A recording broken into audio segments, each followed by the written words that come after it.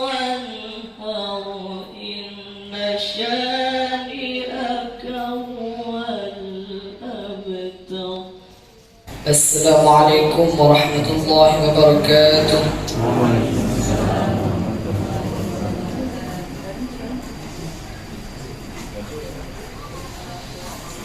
أعوذ بالله من الشيطان الرجيم.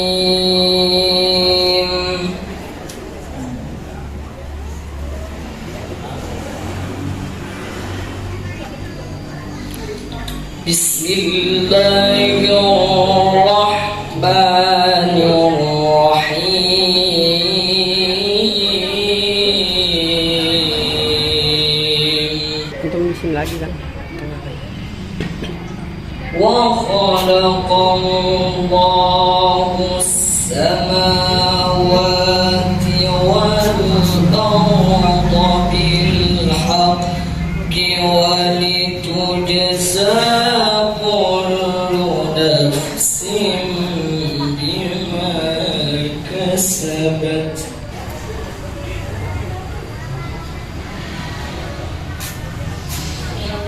ولتجزى كل نفس بما كسبت وهم لا يظلمون.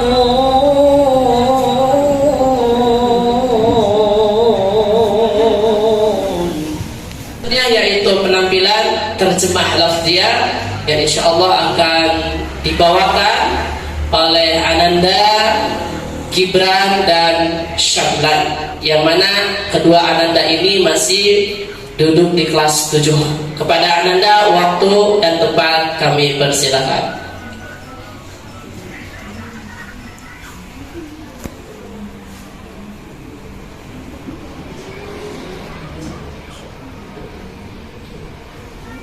Assalamualaikum warahmatullahi wabarakatuh.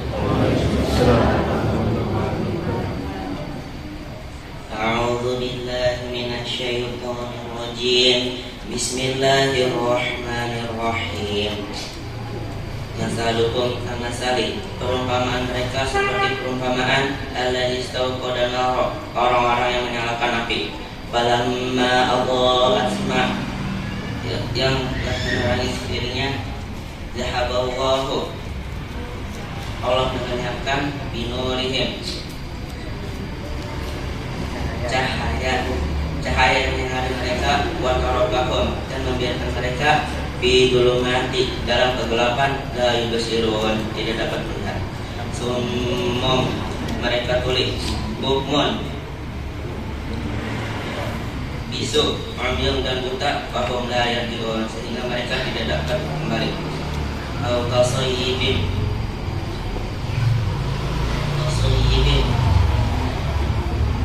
atau seperti orang-orang yang ditimpa hujan lebat, minas samai, dari langit, fihi, yang disertai zulumatu, kegelapan, wara'du, petir, wabar, dan kilat.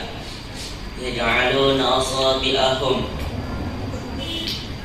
mereka menumbat asabi'ahum, dengan jari-jarinya, fi adanihim, pada telinga mereka, minas sawa'iqi, dan menghindari suara petir itu, hadarul maut, karena takut mati. Wallahu, Allah, muhitun, meliputi bil kafirin, orang-orang kafir. Kullama dha'a, setiap kali ketika menyinari, lahum, mereka masyau, mereka berjalan di bawah sinar itu. Wa idza aslama, dan apabila gelap, alaihim, menimpa mereka, mereka berhenti. Walau sya'allahu, sekiranya Allah menghendaki, la dhahaba, menghilangkan bisamahim, pendengaran mereka, wa absarihim, dan penglihatan mereka. Innallaha, sungguh Allah, ala kulli, atas segala syai'in, sesuatu, qadir, maha kuasa. Ya ayyuhan nasu ubudu, wahai manusia, sembahlah rabbakumu, Tuhanmu, alladzi khalaqakum, yang telah menciptakanmu, walladzina, dan orang-orang yang min qablikum, sebelum kamu, la'allakum, agar kamu tattaqun, bertakwa. Alladzi ja'ala, dialah yang menciptakan lakumul arda, bumi bagimu, firasya sebagai hamparan, was-samaa dan langit binaan sebagai atap. Wa anzala, dan dialah yang menurunkan minas samai, dari langit air hujan.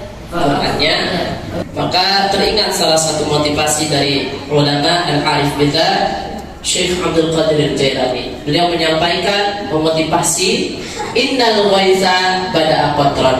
Sungguh hujan yang deras pun bermula dari tetesan, dari gerimis yang kecil. Maka pelan-pelan gerimis, kemudian disusul lagi sampai hujan itu menjadi deras. Begitupun dengan putra-putri kita. Tahun pertama bisa menerjemah harfiah, tahun kedua mampu menghafalkan 30 juz mudah-mudahan. Terus kita dukung, terus kita bantu doa, mudah-mudahan putra-putri kita bisa sukses dunia akhiratnya. Amin ya Allah ya Rabbal Alamin. Hadirin rahimahumullah, acara yang berikutnya yaitu acara inti, mungkin sambutan dari kepala sekolah SMP dan SMA IP Taruna Insani yang dilanjutkan dengan penyampaian materi pada kesempatan kali ini. Kepada beliau waktu dan tempat dengan segala hormat kami persilakan. Kita dipertemukan oleh Allah Subhanahu wa taala pada momentum yang sangat baik. Mudah-mudahan apa yang sudah diluangkan baik waktu maupun rezeki untuk hadir pada pertemuan pagi hari ini dicatat sebagai amal soleh. Salawat dan salam tentu tidak lupa kita sampaikan kepada kemudian sulit konsentrasi dalam melakukan pekerjaan karena pikiran terbagi dengan pekerjaan yang lain. Kadang-kadang misalnya ngomong aja karena pikirannya sudah meloncat gitu kan, jadi ngomongnya jadi belibet gitu kan. Nah, itu karena apa? Karena otak sudah berpikir yang lain sementara mulut baru mau ngomong, sehingga kemudian terjadi kesenjangan, ketidaksinkronan kan begitu. Nah, itu karena akibat tidak konsentrasi gitu kan. Akibatnya apa? Ada juga yang karena tidak konsentrasi nanti ada dampak buruknya gitu. Jadi tidak konsen dengan satu pekerjaan itu salah satu karakter sifat orang yang terjangkiti penyakit ketergesa-gesa. Itu nggak fokus, nggak konsen gitu kan. Anak kita saja kadang-kadang kalau lagi main HP nih, gitu kan, ketika ditanya nggak nyambung, begitu kan. Nah, karena apa? Ya itu tadi tidak fokus dengan apa yang sedang dibicarakan, tapi pikirannya ke yang lain. Nah, sehingga ini yang menyebabkan ciri dari orang yang terjadi penyakit ketergesa-gesa. Kemudian selanjutnya kerap membuat kesalahan saat melakukan berbagai pekerjaan. Bahkan akibatnya karena melakukan kesalahan, apalagi sifatnya fatal, menyebabkan dia harus mengulang pekerjaan dari awal.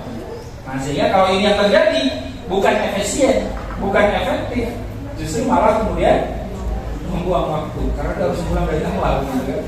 Nah, karena ketergesa-gesaan, akhirnya kita melakukan sebuah kesalahan yang fatal. Nah, akibatnya kita harus mengulang lagi kerjaan yang masih sudah selesai, akhirnya belum selesai. Nah, ini namanya sifat ketergesa-gesaan. Kemudian biasanya suka timbul perasaan kesal dan marah, ya, saat menghadapi hal-hal yang dapat menunda pekerjaan. Contoh misalnya, suami istri nih mau kondangan, lama amat sih, itu waktunya nih. Kan kondangan kalau di gedung kan ada jamnya, nanti ketinggalan loh. Gitu. Nah, kadang-kadang kesel gitu ya. Karena apa? Karena dandannya bisa 1 jam lebih. Gitu. Nah, kadang-kadang suka kesel gitu ya. Ada perasaan kesal, ada perasaan marah. Ya kenapa? Karena dianggap ini menunda pekerjaan, dianggap ini lelet gitu kan. Nah, sehingga kemudian mengakibatkan ada perasaan kesal, perasaan marah. Nah, ini ciri-ciri orang yang terjangkiti sifat ketergesa-gesaan. Lanjut Ustaz. Jadi materi nggak banyak, nanti kita banyak diskusi lah. Nah, ini dampak buruknya. Dampak buruk dari sifat ketergesa-gesaan itu gangguan pada kesehatan mental seperti stres. Orang yang sering dikejar-kejar waktu, deadline dengan pekerjaan misalnya kan gitu ya. Atau misalnya kondisi sekarang nih, kalau melakukan perjalanan dinas ke Jakarta misalnya kan macet tuh. Sementara waktu tinggal sedikit, akhirnya tergesa-gesa kan, akhirnya stres. Makanya orang stres gara-gara karena tergesa-gesa. Nah, makanya kalau orang yang kerja di Jakarta mendingan berangkat ke pagi sekali, habis sholat subuh berangkat, jadi masih lancar katanya. Mendingan nunggu 1 jam di kantor daripada kalau terlambat sedikit, bisa terlambatnya bisa berjam-jam. Nah ini gampang jadi stres. Kayak orang penyakit manusia modern itu banyak yang stres karena ini, karena gangguan ketergesa-gesaan. Kemudian cemas, ya kan? Rasa cemas, rasa takut, khawatir gitu kan. Nah, karena apa? Karena khawatir tidak tercapai, khawatir tidak sampai, khawatir tidak sesuai dengan janji dan seterusnya. Sehingga ini menimbulkan gangguan kesehatan mental. Nah, ini dampak buruk dari ketergesa-gesaan. Kemudian cepat lelah, ini kan cepat lelah. Ya karena orang selalu dikejar dengan deadline, dikejar dengan waktu, dikejar dengan dituntut untuk selesai dan seterusnya, sehingga kemudian menyebabkan fisiknya mudah lelah. Dan akibatnya apa? Pikiran stres, cepat lelah, bukannya gampang tidur, malah susah tidur. Nah, gitu. Penyakit masyarakat modern itu penyakitnya susah tidur, cepat bangun. Jadi tidurnya itu nggak berkualitas. Beda sama anak-anak kita, Pak. Kalau anak kita penyakitnya apa? Gampang tidur, susah bangunnya. Saking gampangnya tidur, lagi ujian juga tidur. Itu saking gampangnya tidur. Nah, kalau orang masyarakat modern punya penyakitnya begitu, susah tidur. Kalau sudah tidur, bangunnya cepat. Jadi akhirnya kurang istirahat. Ini dampak buruk dari sifat ketergesa-gesaan. Kemudian kalau orang tidurnya nggak berkualitas, kurang istirahatnya, akibatnya nafsu makan juga tidak nafsu atau kurang terselera. Gitu kan, makannya ini hanya sekedar saja. Nah ini akhirnya apa? Dampaknya nanti ke lambung, gitu kan, ke penyakit kita ya. Kemudian kadang-kadang kalau misalnya pikirannya stres, menimbulkan penyakit migrain, ya kan? Migrain, sakit kepala. Ini awalnya dari ketergesa-gesaan. Dan akibatnya yang paling fatal adalah resiko mendapatkan tekanan darah tinggi. Nah, kalau ya karena ini, gitu kan, tekanan darahnya nggak stabil, nah, akan mudah terkena stroke. Nah, gitu.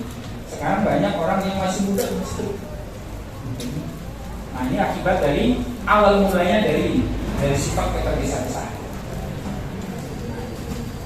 Ya lanjut. Nah bagaimana Islam memandang tentang kondisi ini? Dijelaskan bahwa tergesa-gesa itu disebut dengan istijal atau al-ajalah. Dalam bahasa Islam, dalam bahasa agama kita, sifat ketergesa-gesaan itu disebut dengan istijal atau al-ajalah. Yang dijelaskan dalam Al-Quran surat Al-Isra ayat 11 bahwa istijal atau ketergesa-gesaan itu adalah sifat dasar manusia. Kita lihat dalam Al-Quran surat Al-Isra ya.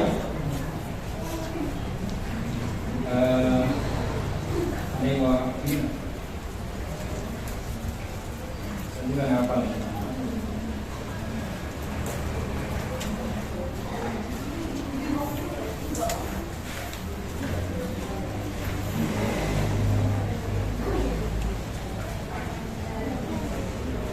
Al-Isra ayat 11 Allah Subhanahu wa taala berfirman di ujung ayatnya itu ya.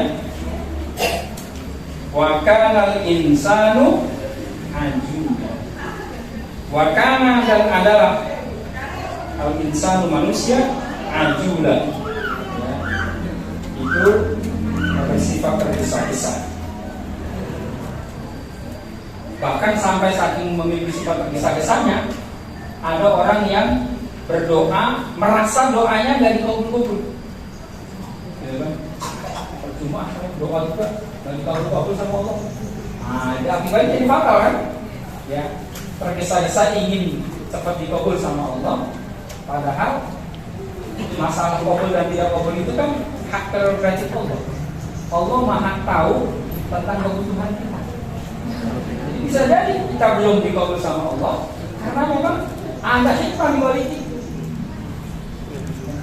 Nah, sementara kita kadang-kadang sifatnya begitu tergesa-gesa. Itu pengen cepat dikabul. Padahal bisa jadi belum dikabulnya karena apa? Karena faktor ada hal-hal yang bisa menghalangi terkabulnya doa, gitu kan? Misalnya, ya, di dalam berdoa tidak tidak menggunakan atau tidak sesuai dengan adab-adab berdoa, misalnya begitu ya.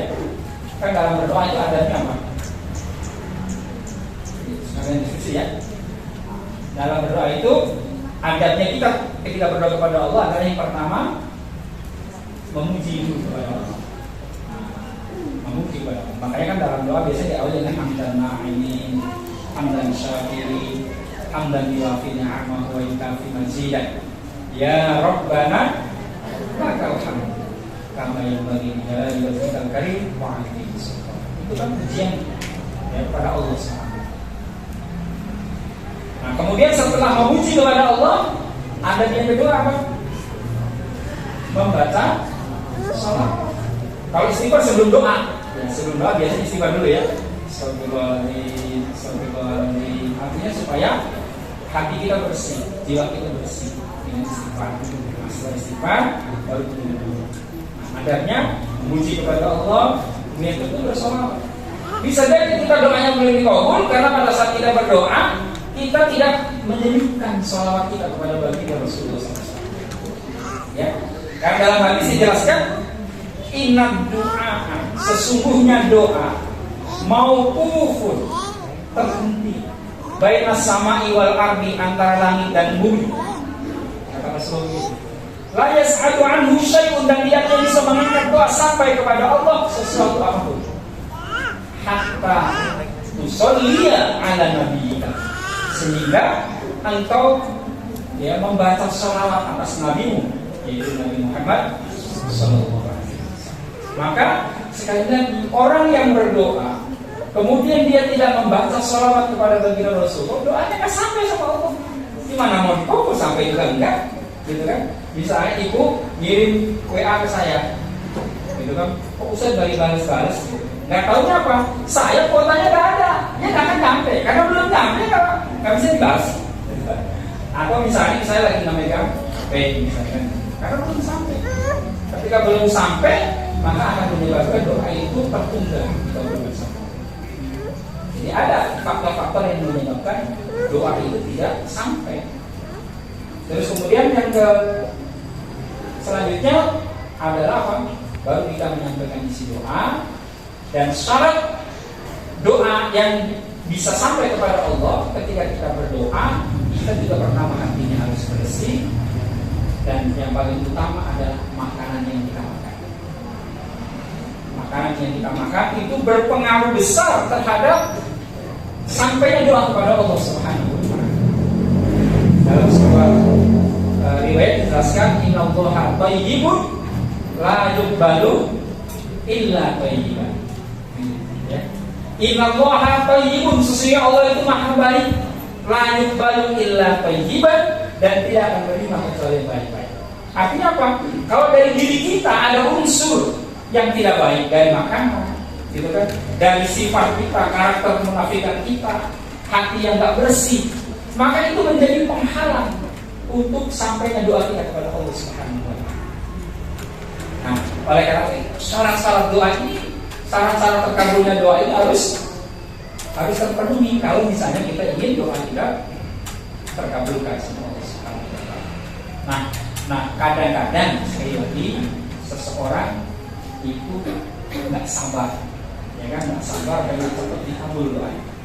Nah, ini karena sifat tergesa-gesa itu adalah menjadi karakter asalnya dari manusia, kecuali yang sudah terbimbing, ya, mendapatkan rahmat dari Allah, baru dia bisa mampu mengatasi sifat tergesa-gesa. Kemudian tergesa-gesa dalam melakukan kebaikan akan menjauhkan kita dari tujuan yang hendak dicapai.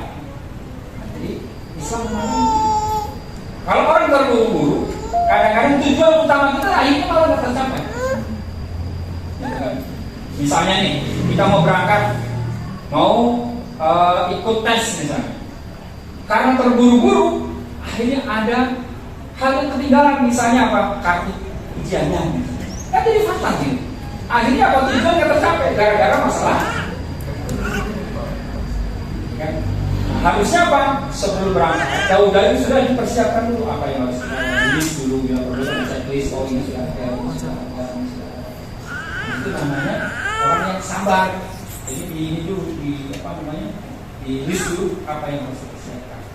Nah karena biasanya kan orang suka menunda-nunda yang harus dilakukan, akibatnya ketika waktu sudah mepet, tidak tergesa-gesa. Nah ini akibatnya. Tujuan yang sesuai akhirnya tidak tercapai. Kemudian ketergesa-gesaan merupakan sifat tercela yang berasal dari syaitan.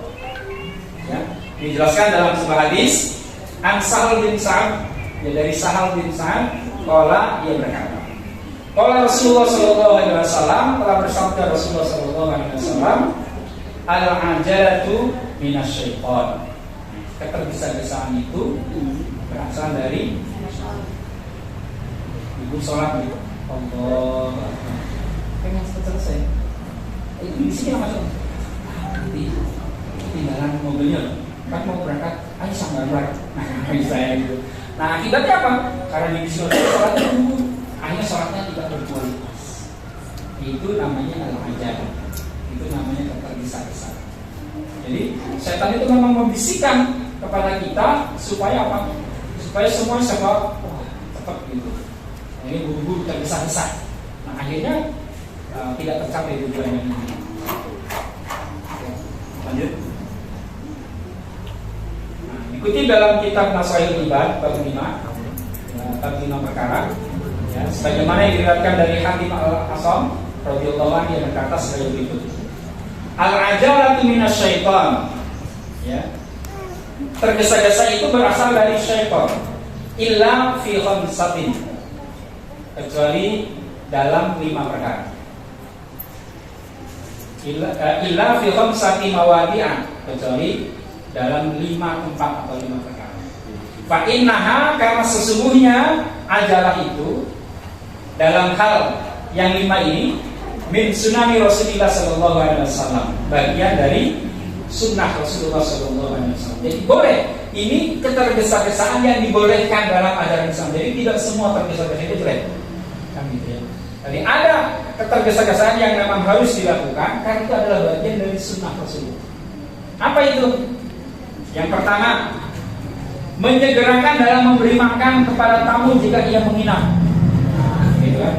Jadi kalau ada saudara kita, teman kita nginap, jangan membuat tamu kita lama menunggu, tidak. Ini kurang baik. Salah satu dari ikram duyuf, salah satu dari bentuk pemuliaan kepada tamu ketika datang itu dulu. Kalau sudah perutnya kenyang, ngomongnya enak. Ya begitu. Ya. Jadi saya punya saudara begitu. Ketika datang itu sebelum ngomong apa, udah sini dulu, ayo kita makan dulu. Udah pokoknya makan dulu. Nah, gitu. Kan anak-anak emang basa-basi kan. Padahal mau lapar karena perjalanan kan. Akhirnya makan dulu. Kalau sudah makan, itu jadi apa? Menjadi apa istilahnya dia? Menjadi ciri khas akhirnya. Si fulan itu salah satu sifatnya kalau ada tamu pasti dia menghormati kepada tamu ini. Ini disegerakan adalah bagian dari sunnah Rasul. Ya. Kemudian kedua, mengurus jenazah yang sudah meninggal. disegerakan. Bahkan di masyarakat tertentu walaupun meninggalnya malam tetap dikuburkan malam. Itu di daerah sini tidak ada yang seperti itu. Ada juga yang menunggu, bisa jadi karena misalnya ada yang dikubur anaknya atau keluarga terdekatnya. Tapi prinsipnya harus segera. Kalau disegerakan itu lebih bagus. Orang yang sudah meninggal itu harus disegerakan. Jangan sampai menunggu lama. Berbeda dengan orang non-Muslim ya. Orang Muslim, orang Nasrani misalnya, itu ketika sudah meninggal dia harus diinapkan dulu di rumahnya. Misalnya apa istilahnya itu? Disemayamkan. Bisa 3 hari kadang-kadang. Gitu kan? 3 hari. Gitu kan? Saya punya tetangga orang Nasrani, pendeta. Nah, ketika meninggal itu diinapkan sampai beberapa hari. Nah, ini yang mulai gimana? Masa saya yang memberikan? Walaupun saya Islam dia non Muslim kan sebagai sesama tetangga harus saling ini kan. Nah, kita ikut diskusi segala macam lah gitu ya. Nah, tapi ya itu kalau dipakai jas dimasukkan ke peti gitu kan, diinapin. Sudah yang mungkin keluarga aja ya, kan? Karena dalam ajaran kami kalau orang meninggal harus segera. Karena ajaran dari Nasrani itu harus dilakukan, disemayamkan, maka kamu harus ya. Jadi itu. Jadi kalau jenazah sudah meninggal, ya harus disegerakan. Yang ketiga, nah ini mengawinkan anak perempuan jika sudah usia balik, kemudian sudah ada jodohnya, segerakan. Tentu ya berdasarkan pertimbangan, ya kan? Istiqomahnya kalau sudah segerakan. Jangan berlama-lama karena dia akan menimbulkan fitnah. Jadi kalau sudah ada jodohnya, segera. Jangan ditunda-tunda ya. Kalau ya, jangan ditunda-tunda. Harus disegerakan. Yang keempat, menyegerakan untuk membayar utang jika sudah jatuh tempo. Nah, ini kan. Jadi pertama it'amud dhaif idza nazala, tajhizul mayyit, menyegerakan mayit tidak mata, sudah mati. Wa tajridal binti tidak balagat ya menikahkan ya tajrid ya menikahkan ya anak perempuan tidak balagat sudah usia balik. Wa qada udain ya menyegerakan bayar utang tidak wajib kalau sudah jatuh jika sudah jatuh. Kemudian yang kelima wa taubatu minadz dzambi ila far. Ya wa taubatu dan bersegera taubat ya minadz dzambi dari dosa ila far jika sudah terlanjur. Makanya karena kita itu manusia bukan malaikat. Kalau malaikat kan benar terus nggak ada salahnya. Kalau kita manusia kan kadang benar kadang salah. Gitu kan? Kadang-kadang kita lagi semangat imannya, alhamdulillah luar biasa. Tapi pada satu kondisi ketika kita sedang mengalami penurunan iman, bisa saja seseorang tergelincir pada kesalahan, pada perbuatan dosa. Maka dalam hadis Rasul mengatakan, wa'at bi'isayyi'atal hasanata tamhuha.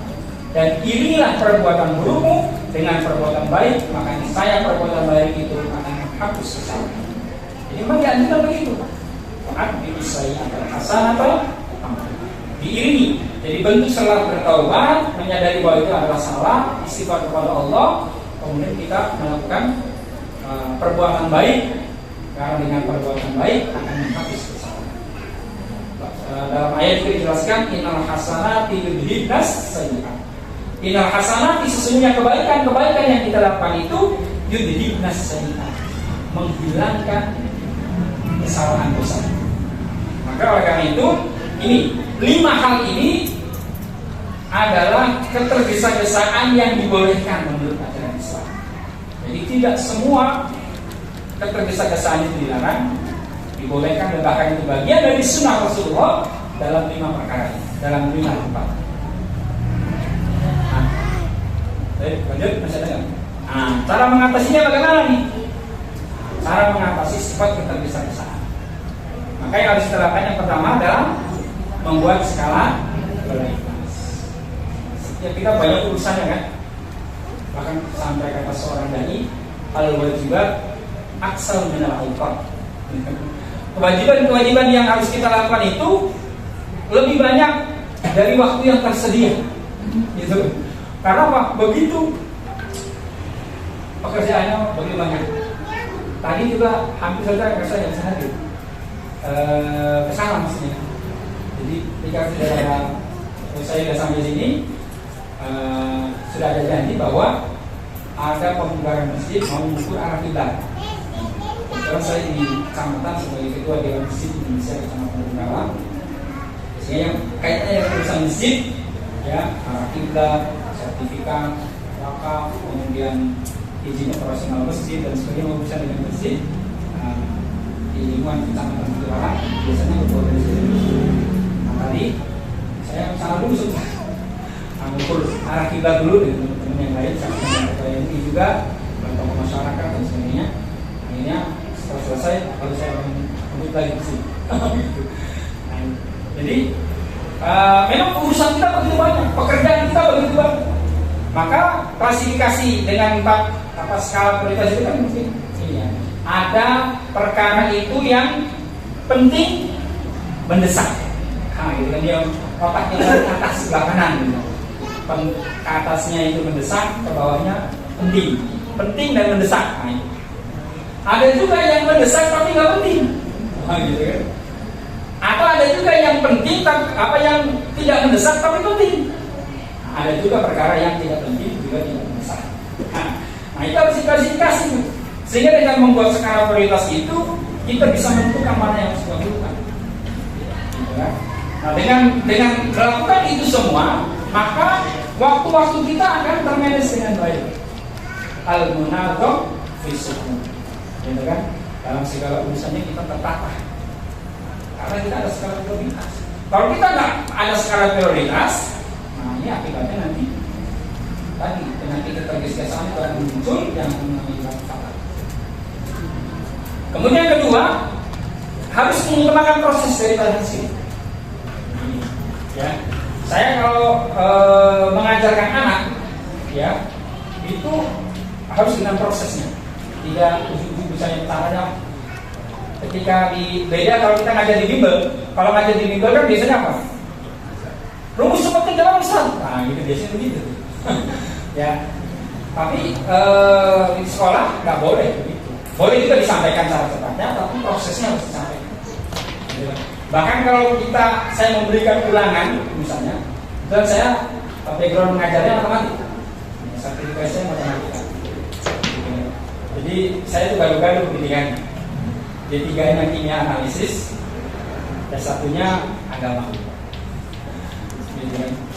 Terus dengan pesantrennya juga kuliah bahasa Arab. Sertifikasinya matematika. Jadi ketika saya ngajar matematika, gitu kan, itu proses tahapannya yang harus dilakukan. Misalnya ketika aljabar misalnya X plus 2 sama dengan 5. Maka langkah keduanya itu ini pindahkan ke sana, tandanya jadi 2 jadi min. Maka X sama dengan 5 min. Misalnya begitu. Nah itu harus prosesnya begitu. Jadi ada proses. Atau misalnya kalau misalnya untuk menghilangkan angka yang di sebelah kiri, yang di sebelah kanan ditambah lawannya, nah, yang ditambahkan dengan lawannya ini kita tambahkan dengan lawannya. Nah sehingga dengan seperti itu anak tahu prosesnya. Jadi tidak langsung dapat hasilnya.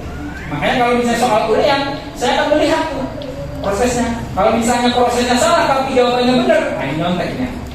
Bisa ketahuan begitu. Jadi walaupun saya nggak tahu bahwa anaknya nyontek atau tidak, gitu kan? Tapi melihat dari cara dia menjawab, itu bisa ketahuan bahwa anak ini pasti nyontek. Karena apa? Karena tahapannya nggak sesuai. Dengan sistematikanya nggak sesuai. Nah oleh karena itu yang diutamakan itu adalah proses.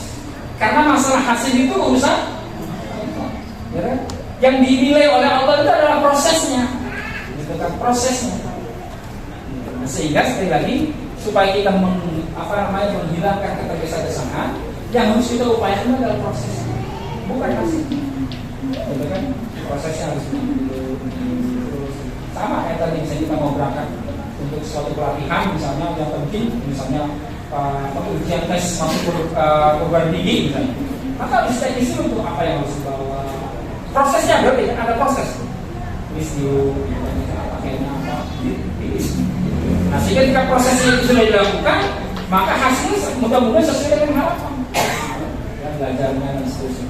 Nah, tapi kalau misalnya prosesnya pokoknya apa dah? Pas waktunya ada juga. Pas waktunya kita tanya proses. Kenapa? Karena orientasinya hasil. Sementara kita dalam Islam itu yang harus ditekankan adalah proses. Ya, jadi mengutamakan proses daripada hasil. Kemudian yang ketiga, kenali batasan diri. Maksudnya apa? Kita memahami kemampuan kapasitas kita. Kadang-kadang, termasuk saya juga sebenarnya ini, ya, keumuman orang Indonesia itu orang yang nggak enakan. Ya. Ketika dikasih diminta ini, mau nolak itu susah ngomongnya, gitu kan? Dia nggak usah ngomong deh. Nah, kalau sudah begitu tuh, bingung tuh. Ya udahlah, insya Allah mudah-mudahan ya. Nah itu kenapa? Karena kita bukan Superman, bukan Superwoman. Semua pekerjaan bisa kita lakukan. Oleh karena itu, batas apa yang bisa kita kerjakan, apa yang bisa yang menjadi kapasitas kita. Ketika misalnya itu memang bukan di luar dari kapasitas kita atau kemampuan kita, baik masalah kemampuan maupun waktunya, maka biasakan kita sekarang untuk mengatakan tidak untuk hal-hal yang di luar kapasitas kita. Nah, jadi mengenali batasan diri. Jadi tidak semua kita kerjakan. Termasuk dalam organisasi perlu adanya kolaborasi. Itu jadi tidak semua kita yang mengerjakan. Nah, dengan adanya kolaborasi, dengan adanya amal damai, maka distribusi kerja akan tersalurkan dengan baik, akan diselesaikan dengan baik. Jadi harus siapa mengerjakan apa, siapa mengerjakan, gitu kan? Nah, itu namanya supaya apa? Menghindari ketergesa-gesaan tadi, gitu kan? Nah, jadi mengenali batasan diri, kemampuan kita, kapasitas kita, gitu ya. Kemudian yang keempat, prioritaskan kesehatan tubuh. Nah, karena tadi kan ketergesa-gesaan itu berdampak pada kesehatan. Ya, makanya harus diutamakan adalah kesehatan. Kita boleh bekerja keras, tapi jangan lupa makan. Misalnya kan begitu. Jangan lupa kita waktu istirahat. Itu juga yang kadang-kadang sulit, ya. Tapi diupayakan. Ya. Agak sulit memang jika kita memang memiliki banyak amanah, gitu kan. Saya kadang-kadang gitu, hampir setiap malam itu tidur di atas jam 12. Semalam nanti jam 1 bisa tidur. Tapi sebelum subuh harus sudah berangkat lagi. Di sini Puri, Sasak Panjang. Jadi Puri Depok. Jadi subuh-subuh saya sudah berangkat. Jadi kan pekerjaan banyak. Mata boleh pergi. Jadi makanya nanti setelah itu bisa beristirahat dulu tuh, supaya memulihkan kesehatan kita. Karena apa? Kesehatan itu adalah penting. Jadi kita punya banyak pekerjaan, ya, jangan sampai kemudian terlalaikan karena kesehatan. Oleh karena itu, makanan, nutrisi harus dijaga, istirahat yang cukup, olahraga walaupun singkat juga harus dilakukan. Ya. Hanya kadang-kadang kalau pagi lagi zoom, sekalian saya olahraga gitu kan, jalan pagi muter aja, tapi sambil mengirim zoom. Sekarang kan dengan teknologi itu ada apa? Nah, intinya adalah apa? Tentang kesehatan dulu. Ya. Jangan sampai terlambat. Yang biasa kadang-kadang tanggung nih, kalau kita tanggung sebentar lagi, akhirnya ketika makannya sudah kelamaan perut lapar, akhirnya makan nggak selera, gitu kan? Akhirnya ketika makan nggak selera, kita ngebakso aja itu, nah, akhirnya ngebakso, gitu kan? Asam kan, perut lambungnya sudah kadar asamnya sudah ini, ya tinggi naik, udah itu kita ngebakso asam lagi kan, gitu. Udah gitu, baksonya biar seger, katanya kan? Kasih sambal juga kan banyak, pedas gitu kan? Akibatnya perut bermasalah, kan gitu. Nah ini karena apa? Tidak memprioritaskan tentang kesehatan. Nah karena ketergesa-gesaan, maka harus kita atur. Kemudian yang ketiga, mujahadah dalam melatih kesabaran. Nah ini juga. Isbiru, innallaha ma'as sabirin. Bersabarlah, karena Allah itu bersama dengan orang-orang yang bersabar. Belajar sabar. Dalam diskusi kita juga perlu bersabar, melatih kesabaran kita. Ya, dengarkan orang ngomong, gitu kan. Kemudian jangan sampai orang lagi ngomong dipotong, itu juga nggak bagus, gitu kan. itu berpengaruh terhadap komunikasi kita, berpengaruh terhadap kinerja kita. Itu kan dulu. Bila perlu kalau misalnya mau motong, minta izin. Mohon maaf ya, bisa saya potong. Nah itu cara berdiskusi, ya kan? Jadi melatih kesabaran, gitu kan? Bapak-bapak melatih kesabaran, ibu-ibu sedang dandan dulu. Sabar aja lebih, gitu kan? Atau misalnya, ya dalam hal-hal yang banyak, dalam hal-hal yang simpel kesabaran, gitu kan? Karena kesabaran itu adalah merupakan sifat yang utama, ya, di dalam mensikapi setiap episode yang hadir dalam kehidupan. Ini perlu dijaga, perlu latihan. Sabar itu nggak bisa serta merta ada dalam diri kita, tapi kesabaran itu harus dilatih, harus dipelajari, harus dibiasakan, pembiasaan. Kemudian yang selanjutnya adalah memperbanyak ya, dalam arti luas ibadah, karena sholat juga ibadah, sholat juga zikir. Ini sholat juga sedangkan sholat untuk mengingat. Maka sholat apapun kebaikan yang kita lakukan itu hakikatnya adalah zikir kepada Allah. Nah, dan dengan berzikir, insya Allah hati kita akan tenang. Allah menjadikan dalam ayatnya, ala bidzikrillahi tatma'innun. Ingat hanya dengan berzikir kepada Allah, jiwa kita akan tenang, hati kita akan tenang. Gitu kan? Kenapa kita hidup gelisah? Kenapa hidup kita ini nggak nyaman? Karena kita jauh dari Allah. Kita malas berzikir. Kemalasan kita berzikir menyebabkan Allah akan memberikan kepada kita kehidupan yang serba susah, kehidupan yang serba sulit. Ya, dalam Al-Quran misalnya surat Toha, surat yang ke-20 ayat 124, Allah menjelaskan, waman a'rodo an dzikri, waman dan barang siapa a'rodo yang berpaling an dzikri dari mengingatku, dari berzikir kepada aku, fa'inna maka sesungguhnya lahu baginya ma'isyatan dhanka, kehidupan yang serba sulit, kehidupan yang serba menghipit, kehidupan yang serba susah. Jadi orang yang jauh dari Allah, ya, maka hidupnya nggak akan ada kedamaian. Kedamaian hidup itu ketika kita dekat dengan Allah. Makanya kenapa dalam ajaran agama kita setiap aktivitas apapun ada doanya, betul nggak? Kenapa? Kalau supaya mendekatkan kita kepada Allah. Kan orang yang jauh dari Allah itu akan memberikan kesulitan dalam hidup. Kita diajarkan dalam agama kita, mulai dari mau tidur sampai mau tidur lagi ada tuntunannya. Ya, ketika kita mau tidur, kita diajarkan untuk berdoa. Apa doanya, Bu? Sambungnya ke sana. Ya kan? Doa tidur. Allahumma bismika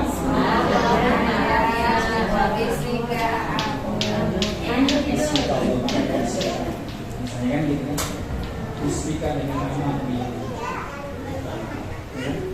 Allahumma ahya bismika, dan artinya apa? Ketika mau tidur saja kita diperintahkan untuk menyebut nama Allah, ingat sama Allah. Gitu kan, mau tidur. Sebelum doa itu kita dianjurkan untuk baca kan, supaya kita tidak terganggu oleh makhluk gaib, oleh gangguan gitu kan. Kita dianjurkan untuk baca 7 amalan kan. Satu surat Al-Fatihah, awal surat Al-Baqarah, ayat kursi, akhir surat Al-Baqarah, Qul Al-Falaq, An-Nas, gitu kan. Itu. Nah, ketika kita mau tidur kita didekatkan dengan Allah. Kemudian berdoa. Setelah itu bangun tidur disuruh apa lagi? Berdoa. Apa doanya, Bu?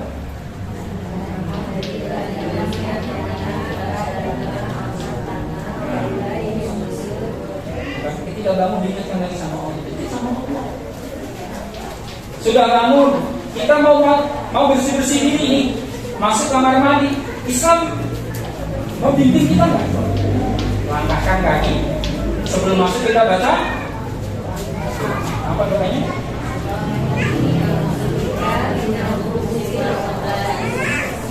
tekan ya. Kayaknya hafal. Ya kan? Kemudian mandi, bersih-bersih diri kan. Kemudian keluar kamar mandi, suruh doa lagi. Ya kan? Mau pakai baju, suruh berdoa. Mau keluar rumah, sebelum pulang terbang, kita lihat tubuh kita nih. Sudah rapi atau belum? Sisirannya bapak udah sesuai atau belum kan? Jilbabnya kira-kira udah matching belum kan begitu?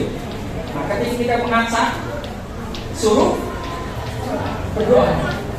Keluar rumah, naik kendaraan, dalam perjalanan, sampai di tempat tujuan, mau makan, sebelum makan, sesudah makan,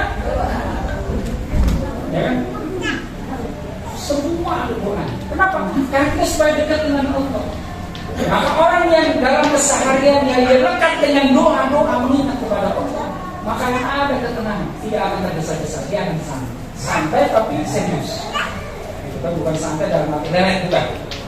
Gitu kan? Nah, karena Allah mengatakan begitu. Kalau orang yang jauh dari mengingat Allah, maka fa'inna lahu ma'isyah. Itu di dunia, hidupnya serba susah, rezekinya seret dan sebagainya, udah pokoknya jauh dari Allah. Wa nahsyuruhu, dan nanti pada hari kiamat, wa nahsyuruhu yaumal qiyamati a'ma. Wa nahsyuruhu, dan akan kami kumpulkan dia yaumal qiyamati, pada hari kiamat, a'ma, dalam keadaan. Jadi orang yang jauh dari Allah, mengingat dari Allah, maka hidupnya akan seperti itu. Maka oleh karena itu sekali lagi dengan memperbanyak zikir, kita dekat dengan Allah, maka kita akan dijauhkan dari sifat ketergesa-gesa. Mudah-mudahan ini hal sepele, tapi ini lekat dengan keseharian kita. Ya, termasuk anak-anak kita, sampaikan bahwa uang yang dikeluarkan oleh ayah bunda itu adalah hasil dari sebuah proses perjuangan, ya kan? Berangkat malam, bahkan pulang sampai malam, gitu kan? Untuk membiayai. Jadi harus ingat bahwa itu ada prosesnya. Jangan kemudian merasa bahwa setiap minta selalu ada, gitu kan? Dia tidak berpikir bahwa uang yang dikeluarkan untuk membiayainya, baik untuk SPP-nya maupun untuk jajan dan seterusnya, itu ada sebuah proses yang luar biasa dari ayah bunda. Betul juga bahwa kesuksesan itu bukan satu kebetulan. Kesuksesan itu adalah merupakan hasil dari sebuah proses perjuangan panjang, ya kan? Jangan melihat orang sekarang sukses, tapi lihatlah bahwa untuk meraih kesuksesan itu diawali dengan perjuangan proses yang luar biasa. Kan gitu. Nah, ketika orang sudah memahami itu semua prosesnya itu, maka insya Allah dia akan menyadari bahwa hidup ini ada proses, tidak boleh tergesa-gesa. Al-ajalatu minasyaitan, karena tergesa-gesa itu berasal dari syaitan. Bahkan dalam hadis lain dari riwayat Anas bin Malik yang juga dijelaskan ya, bahwa ketenangan itu datangnya dari Allah, sementara ketergesa-gesaan itu datangnya dari syaitan. Oleh karena itu mari kita membiasakan diri belajar untuk sabar, belajar untuk tidak tergesa-gesa dalam segala urusan. Mudah-mudahan ada keberkahan. Demikian kurang lebihnya, mohon maaf. Bila kita hidayah. Assalamualaikum warahmatullahi wabarakatuh.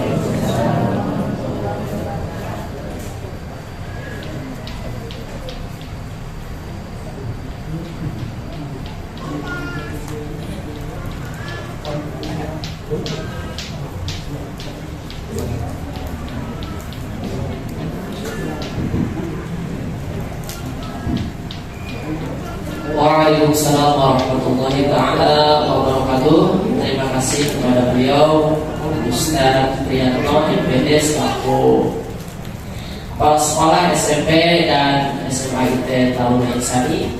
Kami ucapkan terima kasih atas apa yang telah disampaikannya, baik sambutannya, materinya, yang mudah-mudahan menjadi ilmu bagi kita dan ada manfaatnya bagi kita, juga bisa kita aplikasikan dalam kehidupan kita sehari-hari. Amin ya Allah ya Rabbal Alamin. Acara selanjutnya yaitu sesi diskusi, Ustaz. Diskusi tanya jawab, barangkali dari ayah dan bunda ada yang ingin dipertanyakan atau ada yang ingin didiskusikan, maka pada kesempatan kali ini kami buka sesi tanya jawab. Terima kasih atas waktunya. Sangat pas apa yang barangkali betul tadi dikatakan kalau ada karena lain menginginkan pendidikan dan itu poin kalau kita membutuhkan proses pada apa kadang untuk menyampaikan sesuatu atau nasihat kita pengen lewat cerita dulu tentang anak gajah atau yang lainnya pada menyampaikan keikhlasan. Yang pertama, yang kedua masalah kebutuhan barangkali kalau materinya tadi disimaknya oleh putra putri kita yang sedang menimba ilmu di sini bisa disalahartikan awalnya dengan bisa dijadikan dalil mereka berleha-leha kata orang tuanya kata ibunya apa namanya kan bagaimana kamu hafalannya yang lain bilang ini gampang jangan tergesa-gesa kata ibunya kata pentingnya artinya antara istiqomah dan biasanya dengan semangat bekerja, semangat belajar kan dari hadis yang lain juga untuk segera memang kerjakan pekerjaan itu apabila bisa dikerjakan pagi hari jangan menunggu hari setelah ini atau dari Al-Qurannya kalau selesai kerja lagi selesai tadi kita belajar lagi artinya barangkali kira-kira jalan tengahnya supaya imbang apa yang disampaikan antara tergesa-gesa dengan semangat bekerja itu bahasanya apa ya pertanyaannya seperti itu supaya tadi tidak disalahkan oleh beberapa pihak yang menjadi dalil untuk berleha-leha atau untuk mengurangi semangat. Mohon nanti ada terus yang berikutnya mungkin agak lebih baik juga kalau materi yang disampaikan itu disampaikan juga dalam bentuk berbagi materi gitu. Mungkin beberapa di antara orang tua santri di sini terbiasa juga menyampaikan rumah yang lain supaya ditularkan menular kebaikan minimal waktu dia buka di rumah orang ingat waktu itu biar dia menyampaikan ini jadi waktu tergesa-gesa dia membaca sampai kembali proses itu barangkali yang berikutnya sekalian bicara usulan ya kan untuk program dari selama beberapa hari putra putrinya di rumah alhamdulillah mereka semangat untuk belajar juga ada peningkatan dan untuk termasuk makanan juga peningkatan mungkin beberapa di antaranya pada dari kesini timbangannya tadi sampaikan juga masalah kesehatan ya dalam paparan tadi terlebih itu mungkin salah satu menjaga kesehatan kan menjadi kebugaran dengan olahraga dari pihak pesantren mungkin saya berharap memantau betul dan mengarahkan mereka untuk melihatnya itu di walaupun tadi disampaikan karena sebelumnya Ustaz berjalan kaki itu sambil zoom gitu kan minimal itu khawatirnya karena dengan alasan sibuk menghafal dan sebagainya merupakan olahraga ya sebentar-bentar sakit jangan sampai jadi santri atau Ustaz yang penyakitan karena merupakan olahraga itu sebatas usulan. Terima kasih. Waalaikumsalam.